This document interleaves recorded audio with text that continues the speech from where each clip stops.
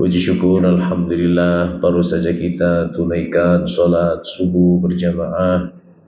Sholat subuh yang disaksikan oleh para malaikat. Sholat subuh yang sholat sunnahnya memiliki nilai yang lebih baik dari alam dunia seisinya.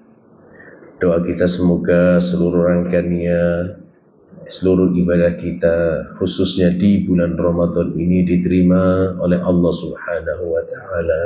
Amin ya Rabbal Alamin. Bapak dan Ibu sekalian, kita lanjutkan kajian kita The Living Quran. Bulan yang lalu sampai di mana? Sampai di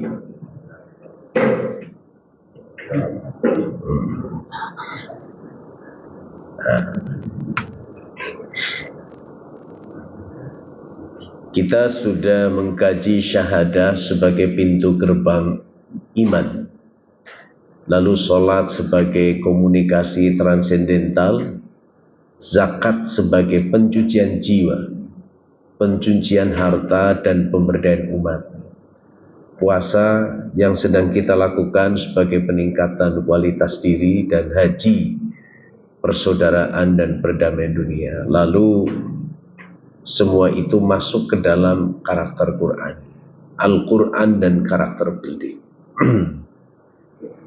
Sampai di mana bulan yang lalu?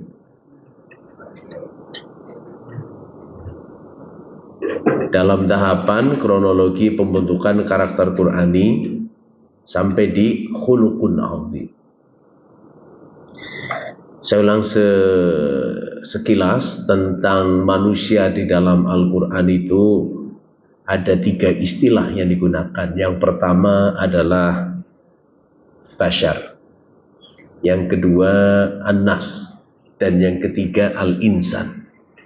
Ini semua diterjemahkan ke dalam bahasa Indonesia dengan kata manusia. Betul enggak?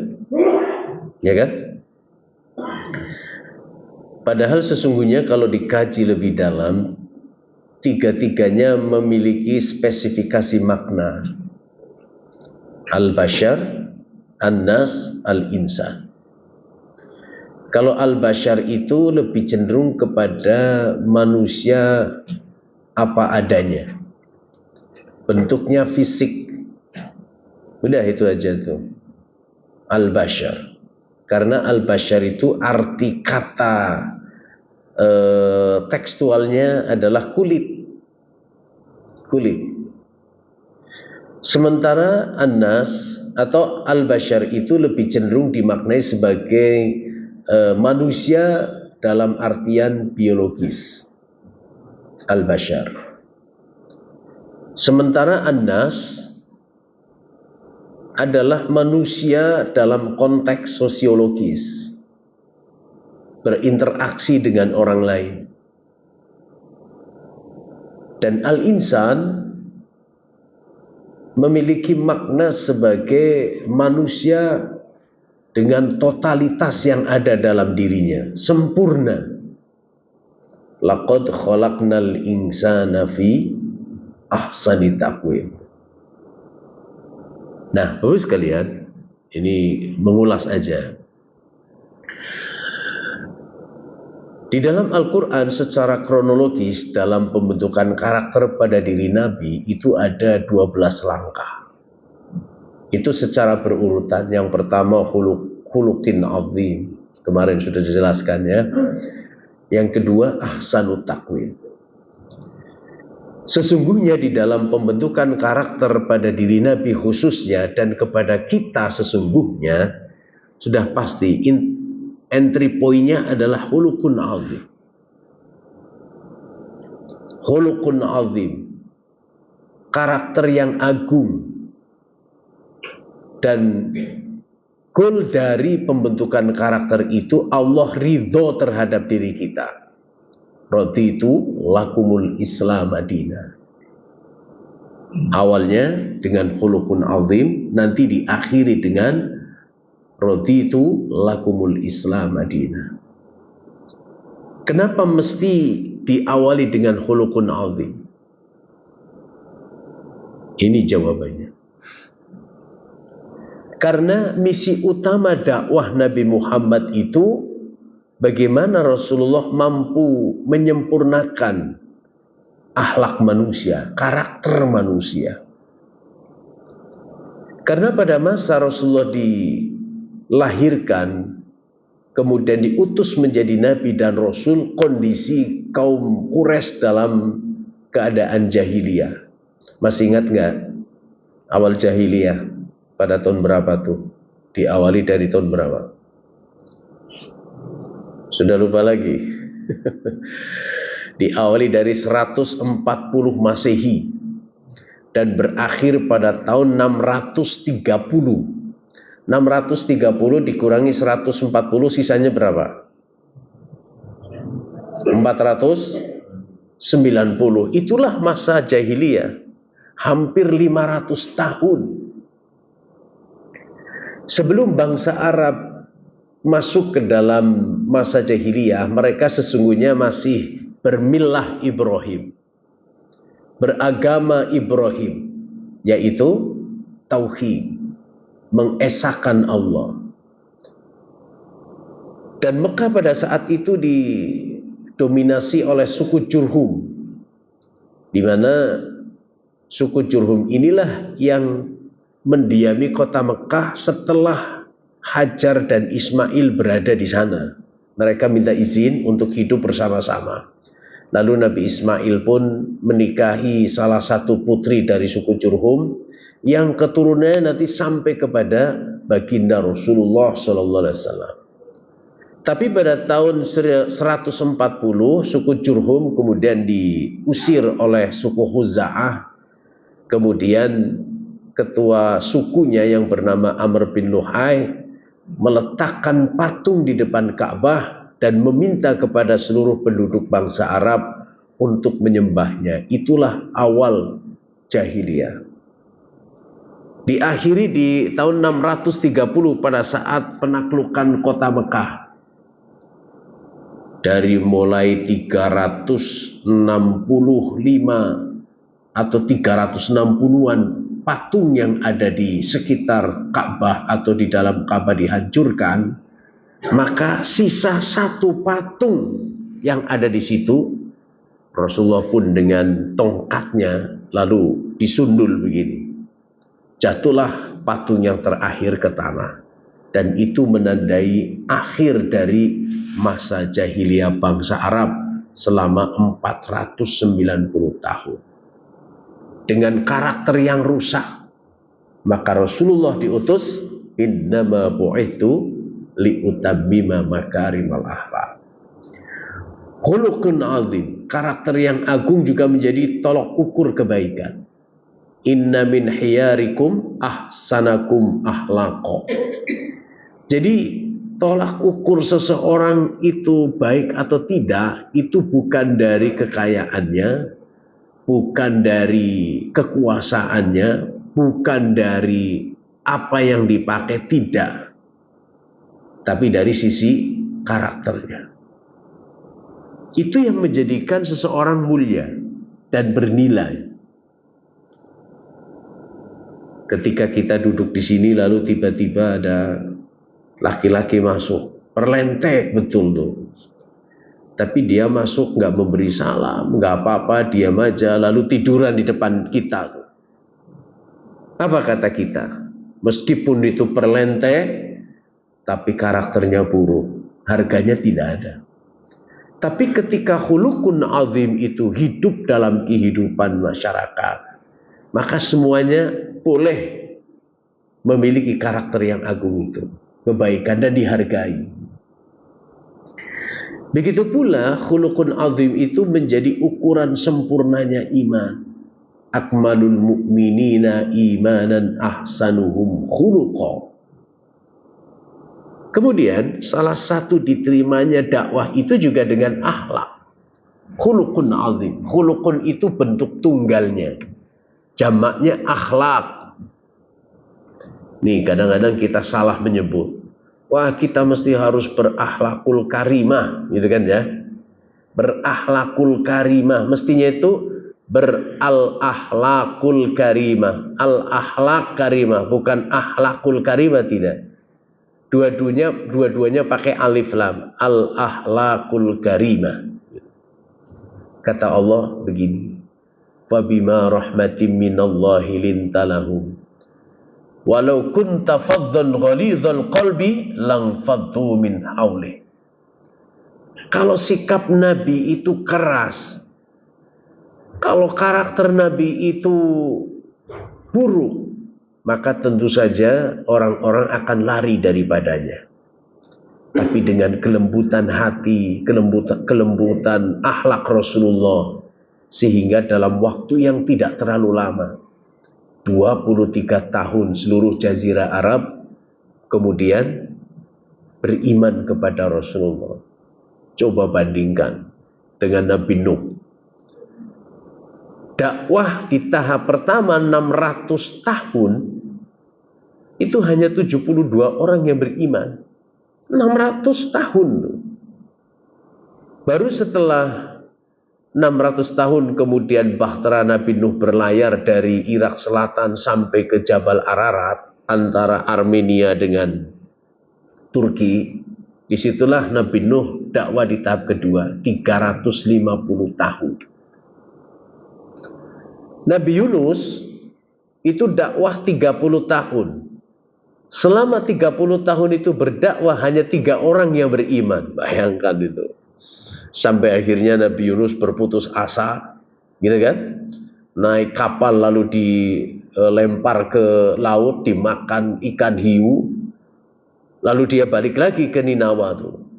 Baru tahu kalau kaumnya itu sudah beriman. Lalu yang berikutnya bahwa khuluqun azim itu menjauhkan permusuhan. Wala tastawil hasanatu walas sayyi'atu idfa' billati hiya ahsan.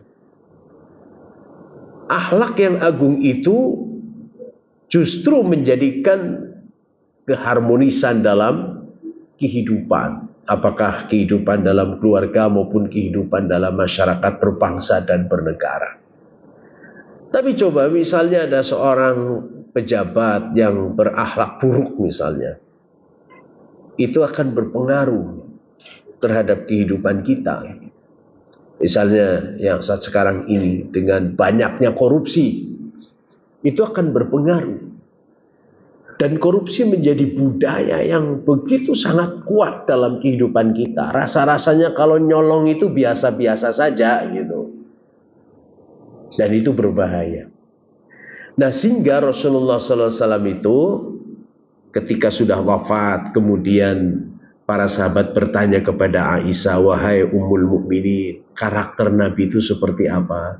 Lalu Aisyah menjelaskan, kana khuluquhul Quran, sesungguhnya akhlaknya adalah Al-Quran. Nah, tahap yang kedua adalah ahsanu taqwim. Laqad khalaqnal insana fi ahsani taqwim. Sesungguhnya kami telah menciptakan manusia dalam bentuk yang sebaik-baiknya. Ini terjemahan bahasa Indonesia. Fi ahsani taqwim itu diterjemahkan dengan bentuk yang sebaik-baiknya.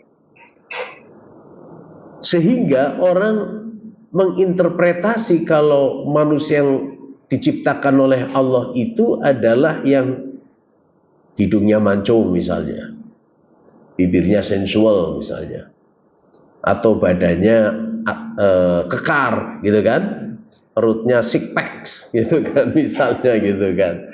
Orang cenderung berpikirnya begitu tuh. Padahal sesungguhnya ahsanut taqwim yang dimaksud di sini tuh bukan itunya tuh, tapi kualitas diri. Mari kita lihat kata al-insan yang tadi sudah saya singgung. Kata al-insan menunjukkan kepada manusia dengan seluruh totalitas jiwa dan raga, jasmani dan rohani, sebagai makhluk Allah yang unik, istimewa dan sempurna. Istimewa dan sempurna. Kalau ahsanut taqwim diartikan dalam bentuk fisik, itu bukan kecantikan, bukan kegantengan, karena itu relatif. Misalnya kita menilai seorang laki-laki, oh ini ganteng banget nih, tapi belum tentu orang lain menilainya sama. Nah, oleh karena itulah manusia diciptakan dengan sifat yang unik, istimewa dan sempurna. Uniknya di mana?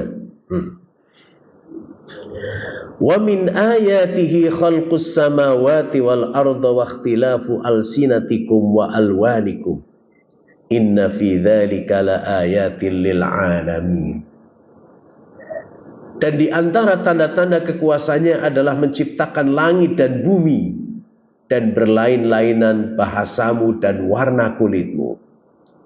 Saya sengaja tampilkan ininya perempuan biar nggak ngantuk aja, gitu ya. Gitu kan, biar nggak ngantuk. Kalau kita pergi ke Afrika, Bapak dan Ibu, orang yang tercantik itu yang kulitnya legam, gelap, pekat. Kalau Indonesia pilihnya yang mana? Kulitnya putih gitu kan ya? Kulitnya putih. Artinya apa? Relatif.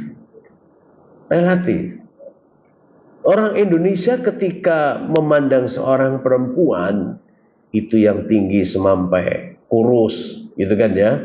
Kalau gemuk sedikit, waduh ini sudah nggak masuk kategori cantik katanya gitu. Itu relatif saja. Relatif. Allah ciptakan manusia dengan wakhtilafu alsinatikum, berbeda bahasa.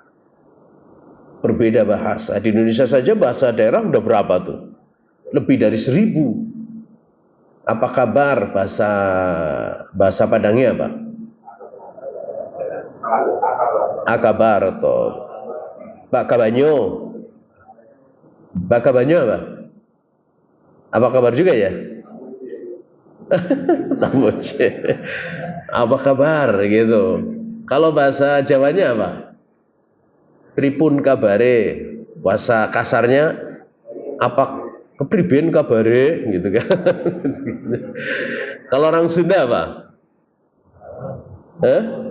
Kumaha gitu kan. Kumaha damang, Masya Allah. Itu baru di Indonesia gitu. Bagaimana kalau kita keluar dari Indonesia? Masya Allah. Selamat pagi, good morning. Bahasa Arabnya Sobahul khair. Bahasa Jermannya apa? Guten Morgen. Itu bahasa apa? Jerman. Bonjour. Masya Allah, luar biasa. Justru dengan berbagai macam bahasa yang ada pada manusia, disitulah terjadi komunikasi yang indah. Saya pernah pergi ke Cina, Bos sekalian. Jadi orang Cina itu fanatik, bahasanya tinggi juga tuh, gitu kan? Begitu mau beli, gak bisa, saya juga gak bisa bahasa Cina, mereka juga gak bisa bahasa Inggris, apalagi bahasa Arab. Akhirnya pakai bahasa universal. Apa bahasa universal itu? Isyarat kan? Isyarat. Akhirnya kalau beli pakai kalkulator. Mau beli sesuatu, kalkulatornya begini, misalnya harga 100 yuan, tulis 100. Terus dia nulis di kalkulator 150. Saya bilang, maksudnya itu terlalu tinggi, terlalu mahal gitu kan. Itu bahasa universal, tapi menjadi unik. Menjadi unik. Nah, kalau Bapak dan Ibu pergi ke Mekah atau Madinah, nggak perlu pakai bahasa Arab, ya kan? Mereka justru paham dengan bahasa mari, 5 real, murah, gitu kan? Saya pertama kali ke Mekah sekalian, karena saya merasa dulu belajar bahasa Arab dari S1 sampai S3 gitu ya. Lalu saya mau beli gamis. Kemudian saya tanya, gitu kan, kam thaman hadha? Kam thaman hadha? Gitu kan. Berapa harganya gitu. Apa kata dia? Udah pakai bahasa Indonesia saja gitu. Pakai bahasa Indonesia saja. Itu kalau para pedagang. Tapi kalau kalau para pedagang itu kan biasanya lebih cenderung didominasi oleh orang Yaman. Tapi kalau dengan orang Arabnya, atau misalnya kita berurusan di sana, ada masalah, jangan sekali-kali dengan berbahasa Arab. Kenapa? Karena pasti mereka akan mengatakan, lu udah tahu gitu. Saya pernah begini sekalian, tahun 2015. Ceritanya saya membimbing haji. Jamaahnya udah berangkat duluan karena visa haji saya nggak keluar. Lalu dibelikan visanya amil musimi, pekerja musiman, gitu. Pekerja musiman. Waduh, mestinya nih si travel memberikan tiket saya itu turunnya di Jeddah. Tapi kok tiketnya turunnya di Madinah? Adalah Bismillah lah. Saya udah mau boarding, disuruh pulang lagi. Udah mau boarding kok disuruh balik lagi. Enggak, nanti aja. Bener sekalian. Begitu sampai di Madinah, ngantri di imigrasi itu. Begitu saya serahkan paspor saya, apa kata petugasnya? Ruh. Maksudnya itu pergi kamu. Muskilah anta, gitu. Kamu bermasalah gitu. Waduh, bener juga gitu. Akhirnya saya nunggu tuh. Kira-kira sampai 2 jaman menunggu. Akhirnya saya dipanggil polisi gitu, ditanya. Kalau Marobi Injilizi, kamu bisa ngomong Arab atau bahasa Inggris? Saya bilang Injilizi, bahasa Inggris gitu. Wah, dia pergi. Mungkin karena nggak bisa bahasa Inggris tuh, gitu kan, pergi. Akhirnya datang lagi tuh. Kalau Marobi? Lah. Saya bilang lah. Kok jawabnya lah, mestinya no gitu kan. Kalau Marobi? Lah. Injilizi? Saya bilang. Ayo, Injilizi gitu. Saya bilang. Oke, Injilizi gitu. Terus dia tanya gitu. Mereka ngobrol kan dengan bahasa Arab. Saya paham dengan obrolan mereka. Ini kok orang nekat gitu kan. Orang nekat ini gitu kan. Terus saya ditanya, dia tanya, everybody is waiting for you? Yes, of course. Outside of airport, gitu kan? Ya, tentu saja itu di luar, gitu. Saya maksudnya yang nunggu saya itu mutawif, gitu kan? Mutawif. Menurut mereka itu yang menunggu pejabat. Dilalahnya itu visa dikeluarkan oleh semacam provider visanya Alwan. Konon katanya Alwan itu punya jenderal, yang punya jenderal gitu kan. Saya sebut mau kemana gitu kan. Sesuai dengan visa saya akan bekerja gitu, akan bekerja. Bekerja apa gitu?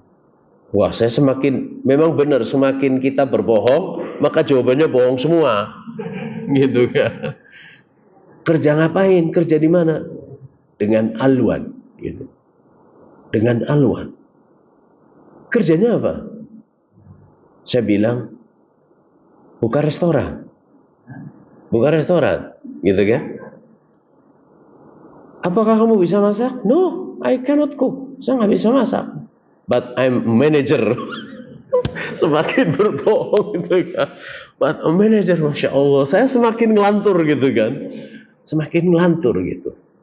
Nah, untungnya Bapak sekalian, untungnya tuh di paspor itu banyak visa. Ada visa Eropa, ada visa Amerika, itu ada di situ. Terus kamu pergi ke sini ngapain itu? Sama, buka restoran gitu. As you know that many Indonesian people here, for Hajj and I have to serve them. Gitu, saya bilang gitu. Tapi akhirnya saya ditahan di karantina selama 13 jam.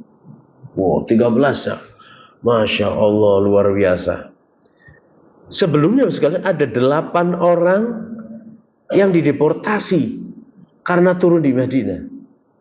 Saya bilang, ya sudahlah, kalau memang dideportasi, deportasilah. Gitu. Yang rugi bukan saya, yang rugi travelnya gitu. Akhirnya setelah tapi anehnya begitu sama migrasi itu ada beberapa orang di situ. Justru yang ditanya cuma saya, Mister, do you want to have dinner? Yes, of course. Dia ngasih makanan tuh. Yang lain itu enggak diapa-apain tuh. Besok paginya ditawari makan lagi. Akhirnya saya minta keluar, lalu saya ketemu dengan kepala polisinya itu yang semalam mewawancari saya. Saya bilang, Assalamualaikum, sabahal khair. Baru saya pakai bahasa Arab. Lalu campur-campur lah gitu ya. Sabahal khair. Mister, I'm going to Indonesia now. Please my passport and please my ticket. Gitu kan.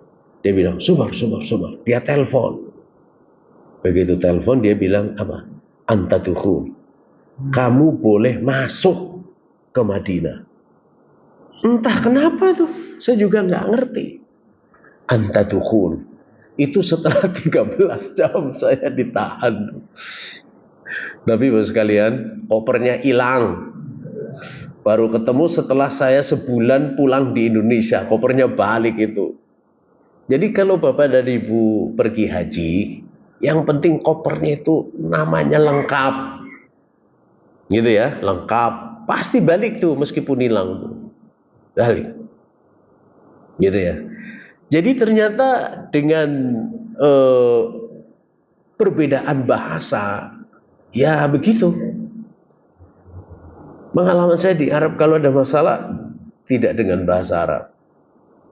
Saya pernah itu di dekat kedutaan Amerika, saya udah bilang jangan pernah memotret.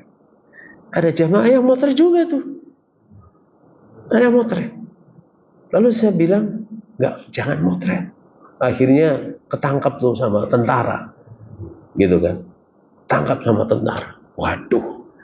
Gimana caranya ngambil kamera ini gitu. Saya datang. Assalamualaikum. Waalaikumsalam. I want to take my camera. Gitu. Maka apa? Gitu kan. Akhirnya saya pakai bahasa Tegal. Nyong panjukut kamera, ngerti ora? Gitu kan. Dia dengar kamera. Akhirnya hanya chipnya aja yang diambil tuh. Akhirnya diberikan. Ternyata itu kalau sudah di titik putus asa, pakainya bahasa yang mereka nggak ngerti aja gitu. Kamera gitu, kamera. Akhirnya dibalikin. Waqtilafu alsinatikum wa alwanikum, warna kulit.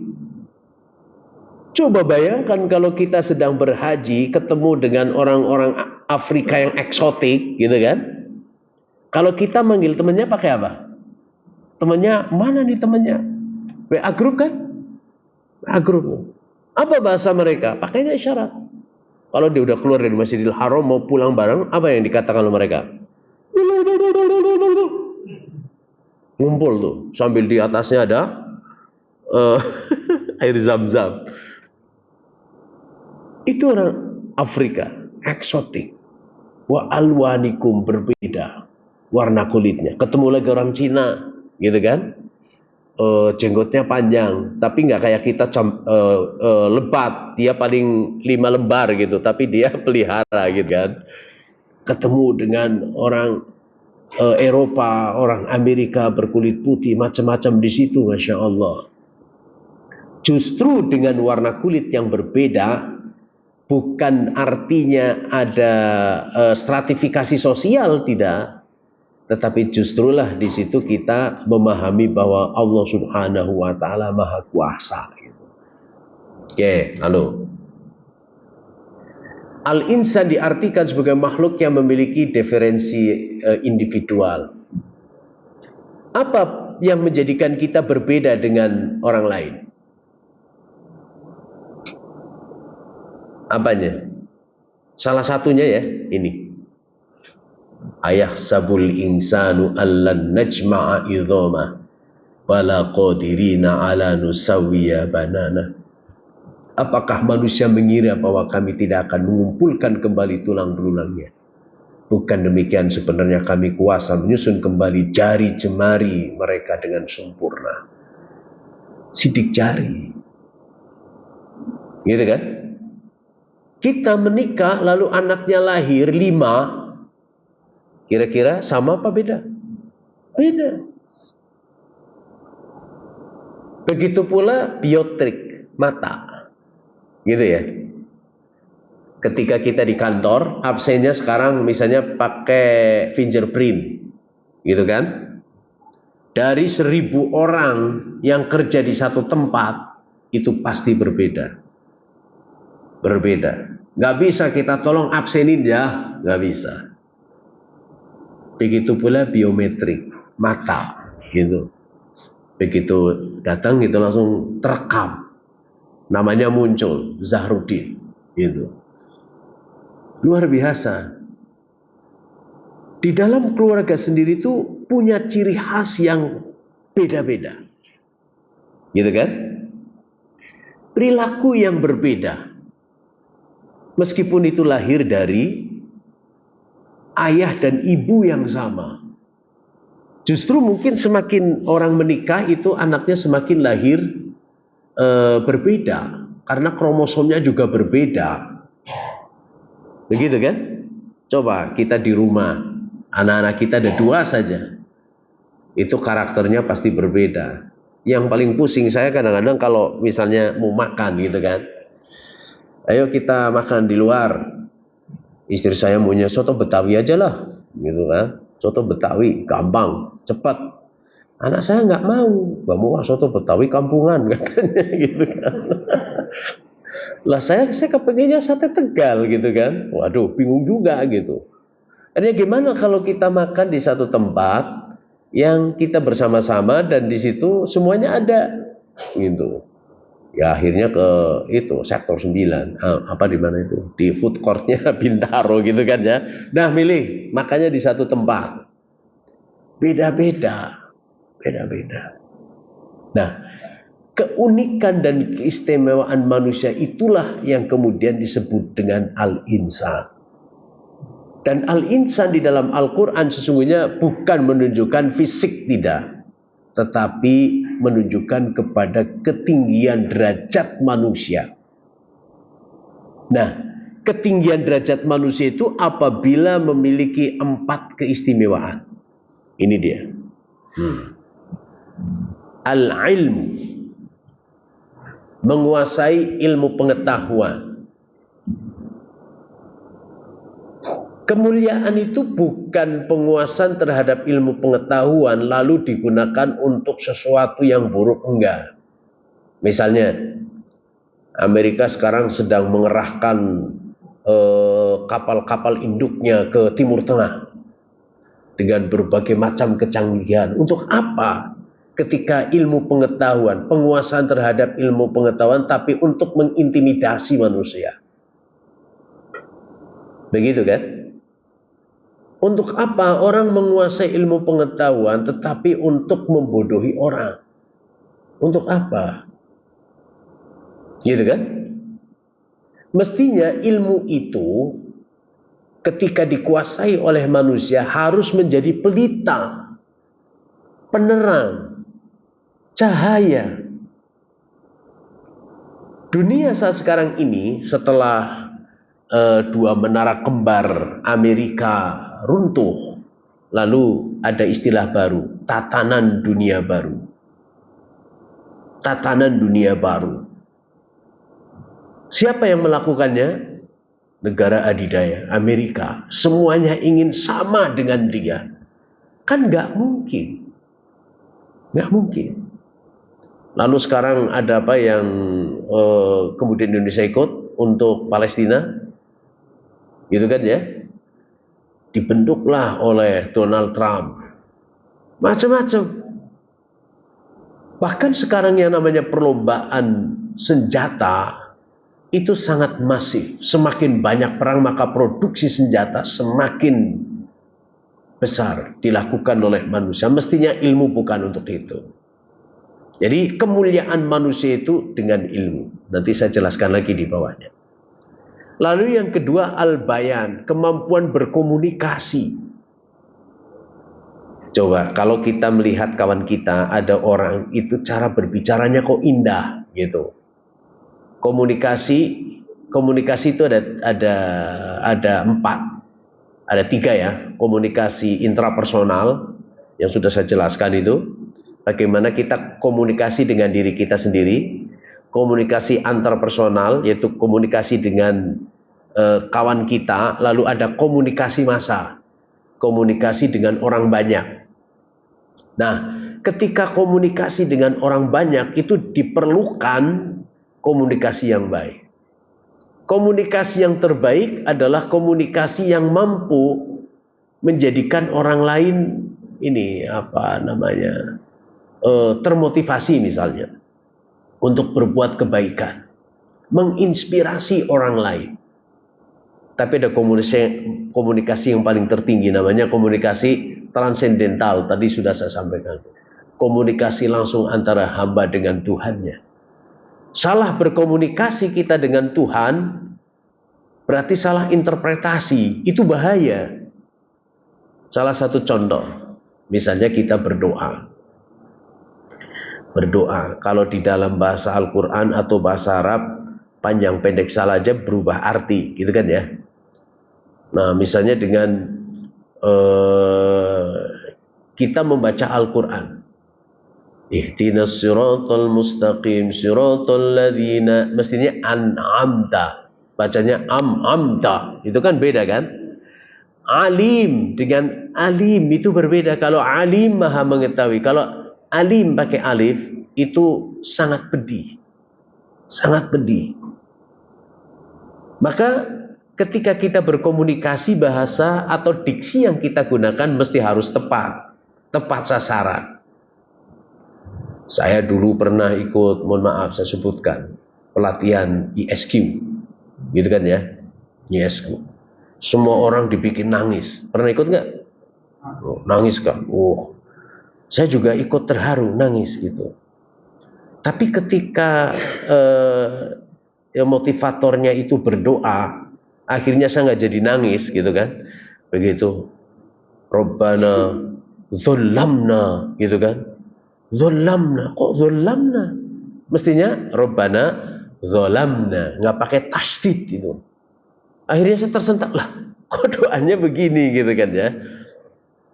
Doanya begitu.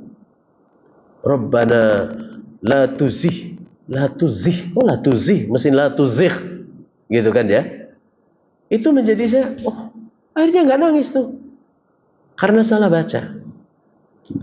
Maka komunikasi itu menjadi penting.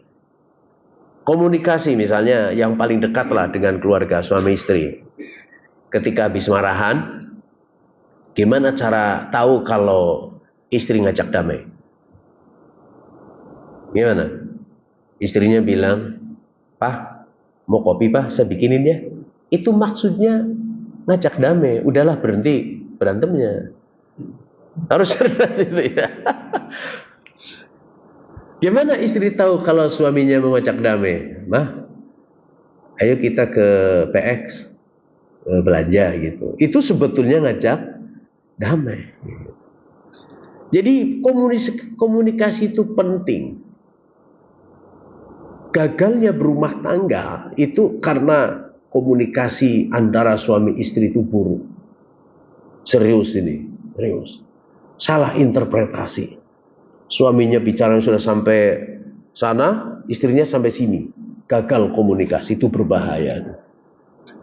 Begitu pula kalau kita lihat lebih luas, misalnya presiden salah komunikasi dengan rakyat, itu berbahaya.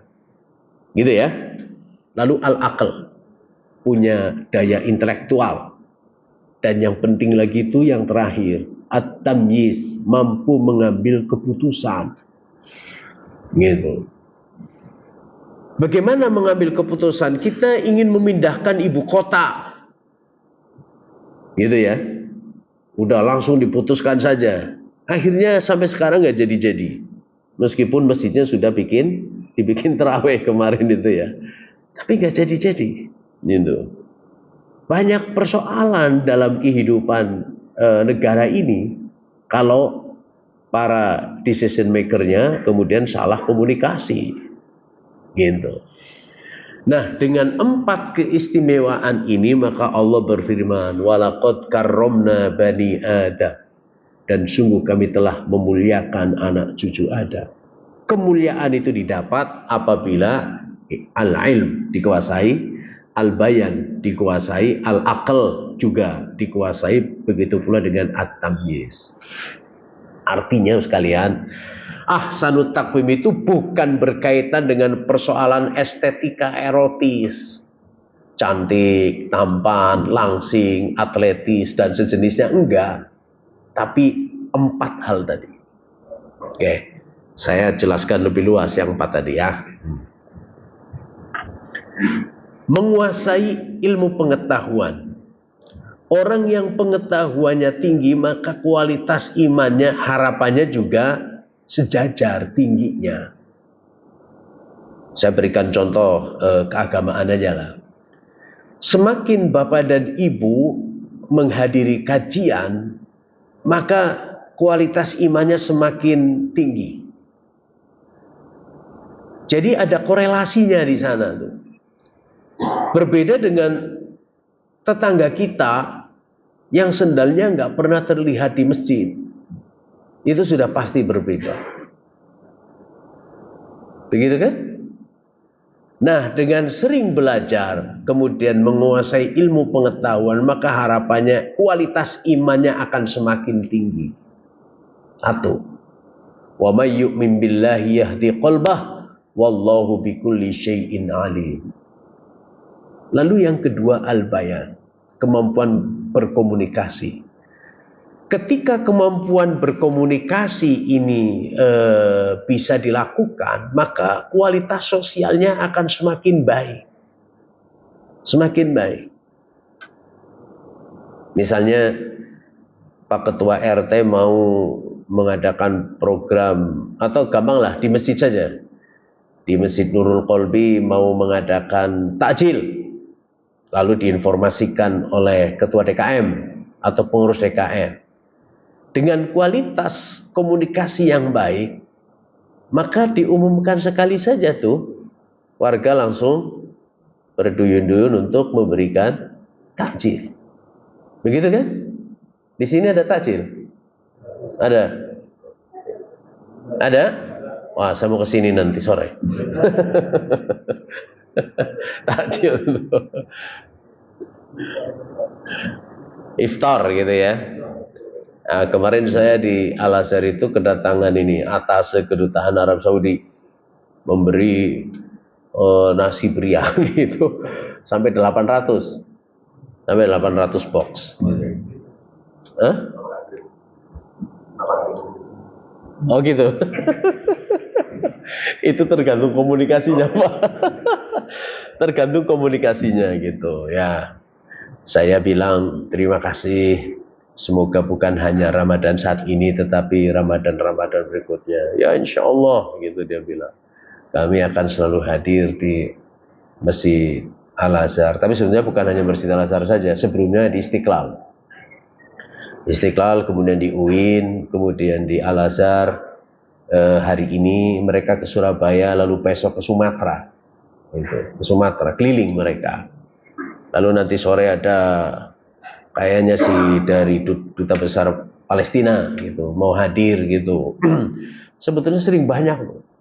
Tahun yang lalu ini Qori dari Iran yang kalau kita di YouTube tuh sering kita lihat ya, datang gitu. Kami mau datang ke Al-Azhar, oh, silakan aja. Mereka hanya ngaji saja tuh, ngaji kira-kira sekitar hampir 1 jam setelah sholat tarawih gitu. Itu bergantung kepada tadi itu komunikasi gitu ya. Insya Allah bisa. Nah begitu pula komunikasi. Saya pernah di MRPJ itu saya cerita bagaimana MRPJ bisa bekerja sama dengan Kairo misalnya. Saya kasih informasinya. Ketemu ya nanti urus EKM-nya dengan seseorang yang bisa menghubungkan. Ketemu. Dan ini orang yang kalau urusan Mesir di mana saja dia yang ngurusin. Orang Indonesia ngurusin. Grand Sheikh-nya itu kenal baik. Grand Sheikh-nya, saya pergi ke sana ketemu dengan Grand Sheikh itu wasilahnya dia. Gitu ya.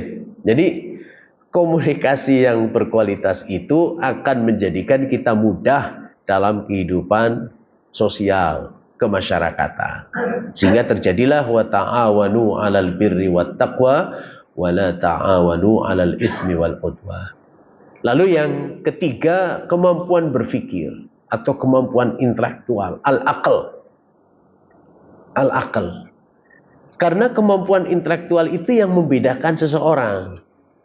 Qul hal yastawil ladzi ya'lamuna wal ladzina la ya'lamun.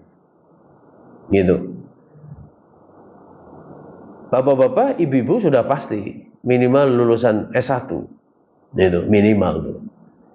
Sehingga ketika saya menyampaikan kajian, saya merasa bebas dengan diksi kata apapun karena sudah pasti paham gitu. Berbeda ketika misalnya di majelis taklim kampung, itu juga mesti harus dengan diksi yang bijaksana. Nggak bisa dengan bahasa ilmiah yang terlalu tinggi, mereka nggak paham tuh. Nggak paham. Kenapa? Karena daya intelektualnya itu berbeda. Daya intelektualnya itu pasti akan berbeda. Nah baru at-tamyiz, kemampuan mengambil keputusan, menunjukkan kualitas kepemimpinan seseorang. Kita bisa membaca tuh misalnya dari mulai presiden, menteri gitu kan. Kalau terjadi tidak sinkron misalnya, oh ternyata kualitas kepemimpinan sampai di situ gitu. Atau kualitas komunikasinya sampai di situ saja gitu. Kan beberapa kali terjadi tidak sinkron gitu kan ya. Berarti komunikasinya kurang baik antara presiden dengan menteri misalnya. Kan menteri harus menerjemahkan kebijakan presiden. Begitu kan? Harus mampu menginterpretasi itu. Sehingga terjadi sinkronisasi antara menteri yang satu dengan menteri yang lain. Nah, itulah ahsanu taqwim. Jadi beda dengan bashar. Kalau bashar itu manusia apa adanya. Belum punya intelektualitas. Misalnya bayi lahir gitu kan. Wallahu akhrajakum min butuni ummahatikum la ta'lamuna syai'a. Nggak ngerti apa-apa. Itu bashar tuh. Kalau annas itu berarti kemampuan sosial. Tapi kalau al-insan itu totalitas manusia yang memiliki 4 keistimewaan. Al-ilmu, al-bayan, al-aql, dan at-tamyiz. Gitu ya. Khuluqun azim sudah, ingat-ingat itu. Lalu yang kedua ahsanut taqwim. Nanti bulan depan jangan lupa lagi, karena ini ibaratnya kayak kita naik tangga gitu. Tangga 1, tangga 2, tangga 3 terus sampai 12. Jadi jangan gak hadir gitu. Jangan gak hadir sampai kemudian nanti raditu billahi raditu lakumul Islam Madinah gitu. Berjenjang. Ada pertanyaan sampai di sini?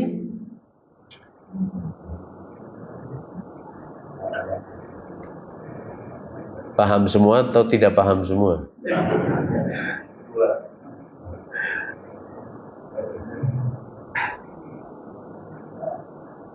Cukup?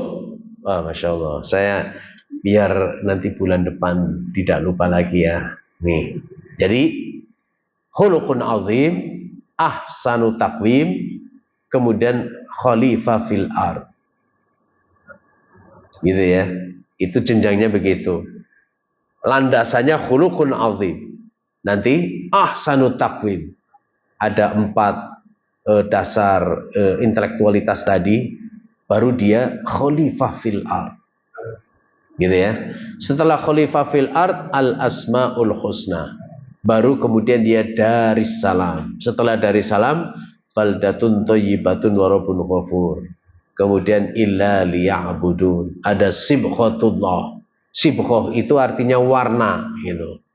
Warna, ada khairu ummah rahmatan lil alamin. Lalu akramakum indallahi atqakum. Baru yang 12 itu raditu lakumul islama dina. Ada pertanyaan? Tidak ada? Baik, alhamdulillah. Semoga puasa kita semuanya menjadi puasa yang berkualitas, dan puasa yang terbaik adalah puasa yang bisa mengubah kita lebih baik setelah Ramadan.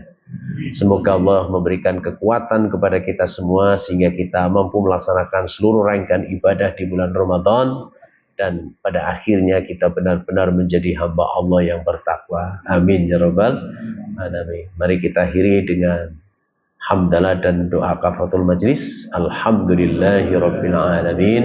Subhanakallahumma wihamdika asyhadu an la ilaha illa anta astaghfiruka wa atubu ilaik. Wabillahi taufiq wal hidayah. Wassalamualaikum warahmatullahi wabarakatuh.